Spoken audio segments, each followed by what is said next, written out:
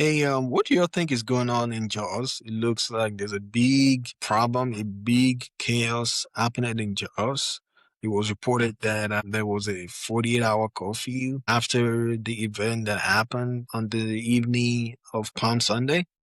And after the curfew was called off, some people got to the street and started attacking people randomly. Some people lost their lives, some people got hurt in that process. And it's just unfortunate. It's what's going on in Jaws, what's going on with the insecurity issues in Nigeria. I mean, you would think the Nigerian president would have done something about it, maybe declare a state of emergency, because this looks like a real emergency and not the kind of a man-made emergency that happened in Rivers State a couple of months ago. But we can see what the president is doing. We can see what the governor is doing. They all look like they're focused on 2027. What do you think is going on? Yeah, like you said, everybody is focused on 2027, especially the presidency. They really do not have time for leadership or for governance.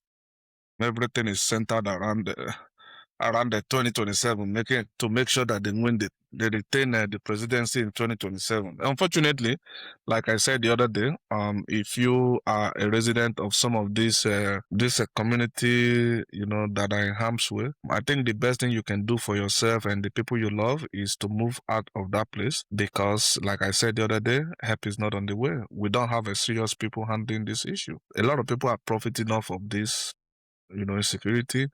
This is probably like a multi-billion-dollar industry that is in America. They will say companies are too big to fail.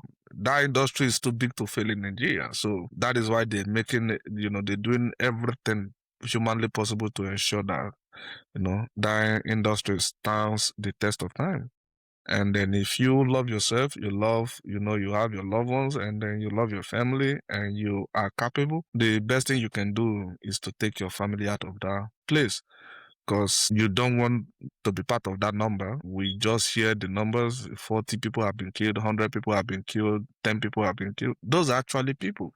Those are actually supposedly husbands, those are actually supposedly wives, children, siblings, uncles, nephews, mothers and fathers.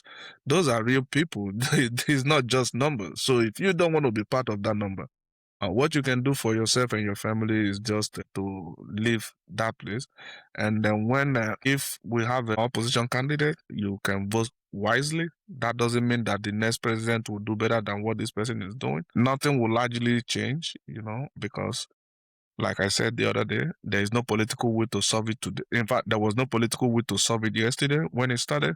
There is no political will to solve it today, and there will not be political will to solve it in the future. The industry is just too big to fail, and it will continue to try it. Yeah, do you realize that it's even dangerous for people to get back on the road and try to move from one location to the other? You will see stories of people being in public transport or driving on the street trying to get from one location to the other, and they're getting attacked. So now that everything is hot, it's just it's just sad. And a lot of people would not want to leave their ancestral land. They would not want to leave their family house. People that have been established, built properties, big businesses, and then all of a sudden they have to move to a different place and start over in this harsh economy of Nigeria. It's just sad. It's going to be hard. I don't know. Again, that's probably the best option at this point because if the government is not coming to your aid, you need to find a way to transport you and your family out of that location. And again, should they be leaving their ancestral land and go be a refugee in some other parts of the country? It looks like that's probably going to be the best option if they truly want to survive and leave this phase and see this phase through. That is probably the best option for them. But at the same time, I know it's a difficult ask, especially for people without resources.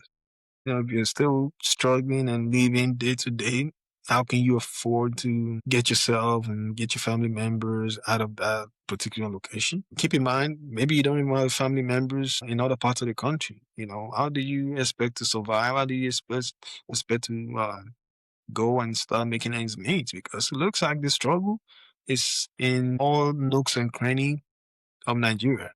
So you need to have some money, some resources to be able to transport your family from one location to the other.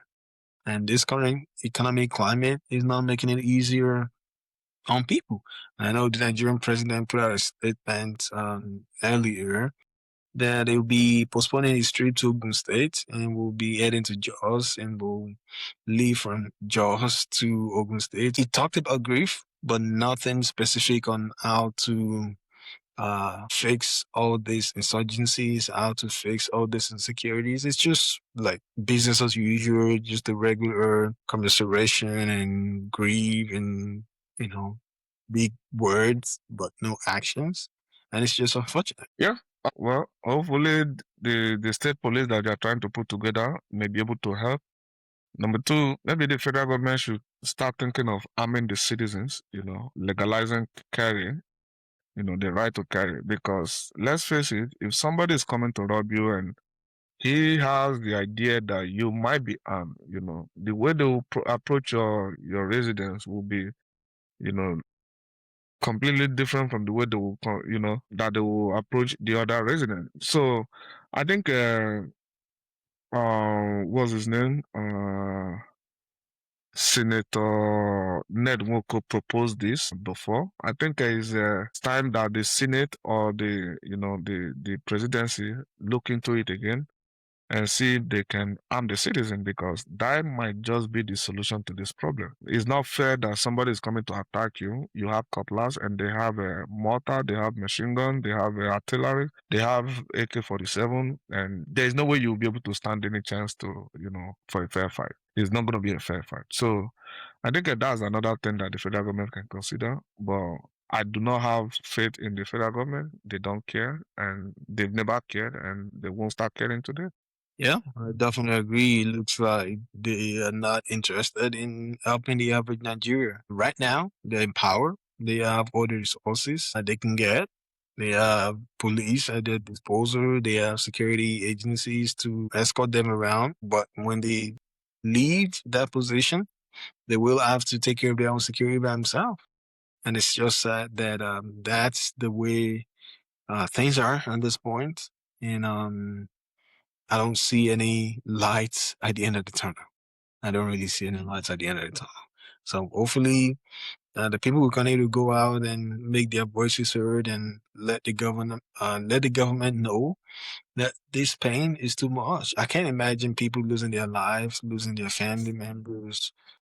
There were pictures and videos of pregnant women, being attacked while, with the babies, and it's hard seeing to be old. And again, president, governor, they're not really saying anything actionable. They're not putting any actions together. We're not saying anything. Or maybe the police are too stretched to be able to take care of all the Nigerian people. And maybe they need to hire more officers or quickly implement the state police force that they're planning on implementing. And maybe these security issues will slow down. But at this point, it's really bad out there. People are losing their lives. And I hope people will continue to speak up and let the government know this is not right. Nigerians deserve better. Nigerians deserve better.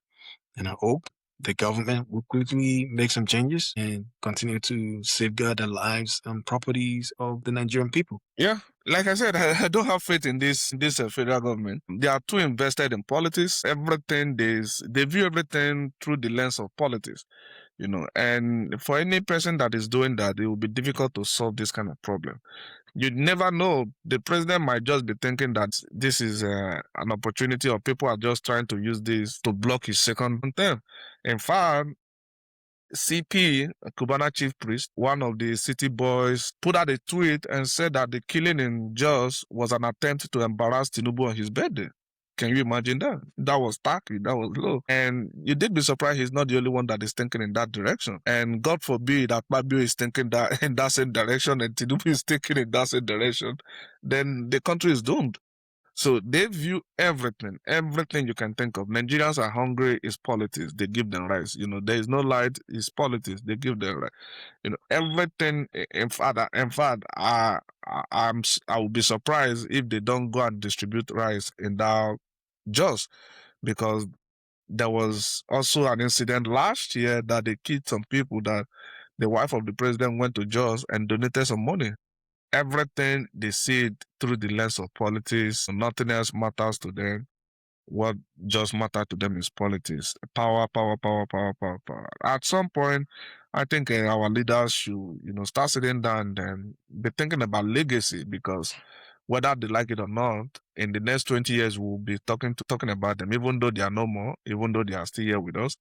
Even though Buhari is dead, we are still talking about Buhari. Abacha that have been dead for a long time, people are still talking about his bad governance and his bad policy. So I think Tinubu should be very much worried about legacy, about his legacy, because people will remember this day in 20 years time, 10 years time, 50 years time, and then they will remember exactly how he handled the insecurity in Nigeria. Let us know what you think, and we'll be happy to engage with you in the comment section.